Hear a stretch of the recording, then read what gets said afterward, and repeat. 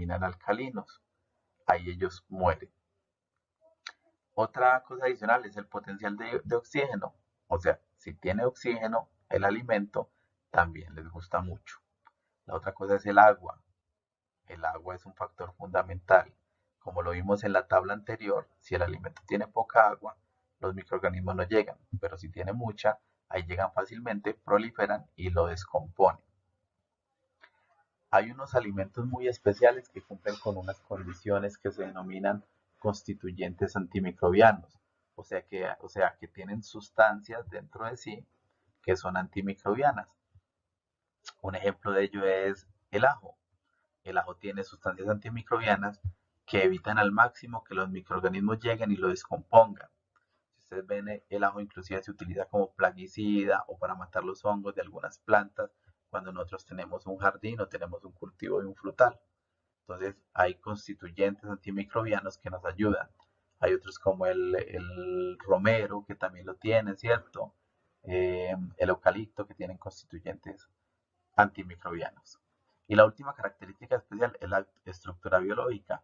No es lo mismo que el alimento tenga una estructura débil, suave, delicada, a que tenga una estructura fuerte, cerrada, compacta, que eso va a evitar o va a minimizar la llegada de los microorganismos. Eso lo podemos ver en diferentes tipos de alimentos. No es lo mismo dejar un tomate al aire libre, que el tomate tiene una estructura o una cáscara, una piel muy suave, donde fácilmente van a entrar los microorganismos, a dejar un coco. Un coco se nos va a conservar más tiempo que un tomate en ciertas condiciones de almacenamiento. Y tenemos ahora los factores extrínsecos. Factor extrínseco es todas esas condiciones que hay en el entorno de donde nosotros almacenamos el alimento, sea a temperatura ambiente en nuestra cocina, o sea bajo refrigeración o congelación. Entonces mire que el primer factor extrínseco es la temperatura. Como le digo, los microorganismos les gusta lo que a nosotros nos gusta. A nosotros nos gusta vivir en una temperatura cálida, a los microorganismos también. Entonces las temperaturas ambientes hacen que los microorganismos proliferen más rápido. O sea que temperaturas entre 20 y 32, 34 grados vamos a tener una gran actividad microbiana. O sea, ellos van a llegar y se van a bañar en ese alimento. Van a tener también otro factor que va a influir, que es la humedad relativa del ambiente. ¿Qué es la humedad relativa? Es como el vapor de agua que hay presente en el oxígeno que respiramos. Ese vapor de agua en algunas partes nosotros lo sentimos más que en otras. Muchos han ido a la costa y han sentido que hay mucha humedad que usted comienza a sudar inmediatamente. O algunos hemos ido a municipios que quedan al borde de los ríos, como al borde del río Cauca o al borde del río Magdalena, donde usted siente tanto calor, pero se le resecan los labios y la piel, porque hay una humedad relativa baja. Entonces, esa humedad relativa también influye para que estos microorganismos se amañen. Lo otro es concentraciones o presencia de gases atmosféricos. O sea, diferentes tipos de gases van a favorecer que el microorganismo pueda respirar y pueda proliferarse, o al contrario, hace que esos gases lo maten o lo controlen en su crecimiento. Y el último es la presencia y la actividad de otros microorganismos. Los microorganismos viven la ley de la naturaleza, que es que el más fuerte sobrevive. Entonces, si yo tengo un microorganismo patógeno, pero lo tengo junto con otro microorganismo que es benéfico, pero el microorganismo benéfico está en mayor cantidad y es más fuerte, muy posiblemente nos va a matar el microorganismo patógeno. Entonces va a evitar que nosotros nos intoxiquemos. Entonces hay una lucha entre ellos cuando están en un alimento. Por eso, tomando nuevamente el caso del jugo de mora, fue a que el jugo de mora tenga microorganismos, pero entonces los microorganismos buenos, o sea, los aprófitos, los que no nos enferman, se han consumido o han matado los microorganismos patógenos. Por eso es que el jugo no sabe a vinagre, pero en muchas ocasiones no nos causa ningún problema de salud. Bueno, ya tenemos aquí en esa diapositiva como una pequeña imagen de la curva de crecimiento. ¿Por qué es importante? Porque nosotros debemos de saber cómo es la vida de los microorganismos. Así como nosotros vivimos hasta 90, 100 años, ellos también tienen un ciclo de vida. Ese ciclo de vida va a variar dependiendo del microorganismo, pero regularmente cuando están presentes en un alimento, su ciclo de vida puede llegar hasta los 15, 20 días calendario. Entonces vemos que comienza cuando se inocula, o sea, cuando llega al alimento el microorganismo. Ahí entra en una fase de latencia, ¿cierto? Que esa fase de latencia es como adaptándose. Yo llegué aquí, vamos a ver qué encuentro, qué es lo que tengo. Cuando ya ven que tiene unas condiciones adecuadas, comienza su crecimiento. Si ven el crecimiento en la diapositiva, se expresa como un log, ¿cierto? Un log, que es un crecimiento logarítmico, no quiere decir que va creciendo poco a poco, sino que va creciendo de forma exponencial. Entonces se puede multiplicar hasta en 3 millones de veces en 5 horas. Entonces tiene un crecimiento exponencial. Ya después sigue su fase de latencia o estacionaria. Esa fase de latencia o estacionaria es cuando el alimento se carga de muchos microorganismos que no pueden reproducirse más, sino que ya todos los que se dividieron, se proliferaron, ya quedan ahí consumiéndose lo que hay en el alimento. Ya después de eso comienza la fase de muerte, que es que los nutrientes que habían en ese alimento ya están escaseando. Entonces tienen que pelearse entre ellos esos nutrientes para poder sobrevivir.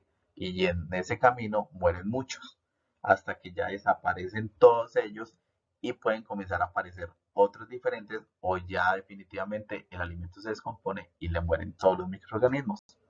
Eso es una fase normal de crecimiento de todos los microorganismos. Ya en esta diapositiva ustedes pueden darle pausa y leer esos factores que también afectan el crecimiento de los mismos.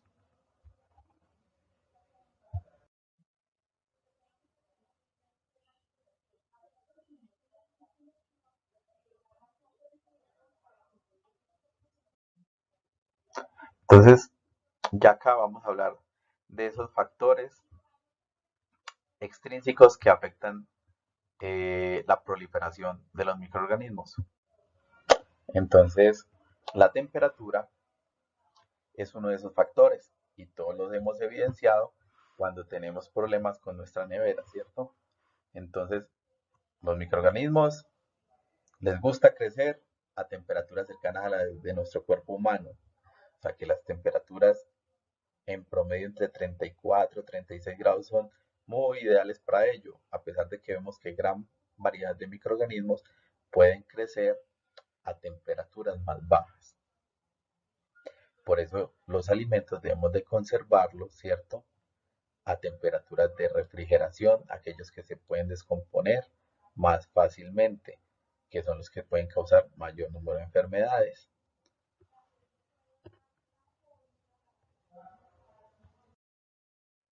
Aquí en esa diapositiva podemos ver algo, que los alimentos nos van a durar mucho por debajo de los 5 grados centígrados o si se cocinan por encima de los 60 grados. ¿Por qué por encima de los 60 grados? Porque por encima de esa temperatura matamos muchos de ellos, yo diría que casi un 98% de los microorganismos. Y por debajo de los 5 grados lo que hacemos es que a ellos les da tanto frío que les da pereza moverse y multiplicarse. Entonces, si un alimento tiene 5 microorganismos, muy probablemente esos 5 microorganismos se van a conservar ahí por un largo tiempo si están muy bien refrigerados. No se van a multiplicar casi. Y el consejo es que mantener los alimentos bien fríos por debajo de 5 grados y los alimentos calientes a mayor de 60 grados. Y los alimentos calientes se consumen bien calientes y los alimentos fríos se consumen bien fríos. Vamos a hablar un poquito de los nutrientes. Entonces, ya en las diapositivas anteriores, ¿cierto? Y en los videos que le he puesto, hemos hablado de los nutrientes y ya sabemos cuáles son. Ellos influyen mucho en el crecimiento de los microorganismos porque les gusta a ellos nutrirse. Entonces tenemos que están los carbohidratos, que los conocemos nosotros como las harinas, ¿cierto? las proteínas, que son las que nos gustan y nos alimentan. Tenemos las gorduras, los grasas o los aceites. Tenemos las vitaminas, tenemos los minerales y tenemos el agua. El pH, que era lo que les estaba explicando. Entonces sabemos que la escala de pH va de 1 o de 0 a 14, donde el pH neutro es el que está próximo a 7. Los pHs ácidos son los que están por debajo de 5 y los pHs alcalinos o no ácidos son los que están por encima de 9. Entonces ahí podemos ver, hecho. Bueno, como punto adicional, como los microorganismos mueren a pH muy ácidos o muy alcalinos, entonces caigamos en cuenta de qué alimentos consumimos nosotros que tienen el pH muy ácido. El vinagre, ¿cierto? El limón. Entonces, si ustedes ven, cuando adicionamos vinagre a una ensalada, ella nos va a durar más, ¿cierto? Y la utilizamos para desinfectar. Cuando compramos una conserva, ¿cierto?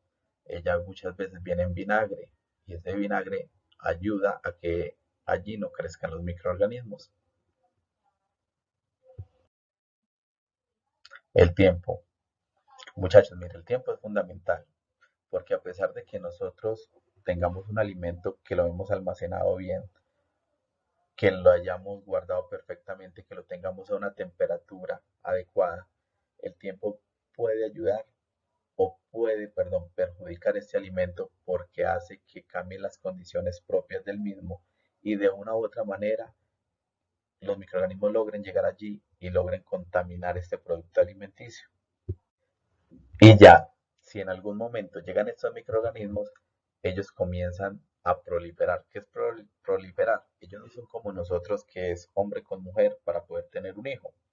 Ellos lo que hacen es que si tienen alimentos, ¿cierto? Y ven que hay mucho alimento, entonces ellos comienzan a hacerse, a dividirse, ¿cierto? Los que hablaron de la meiosis y la mitosis saben un poquitico de eso. Ellos comienzan a dividirse y cuando se dividen en dos, sale un nuevo microorganismo. Entonces, esas divisiones se pueden provocar aproximadamente cada 20 o 30 minutos.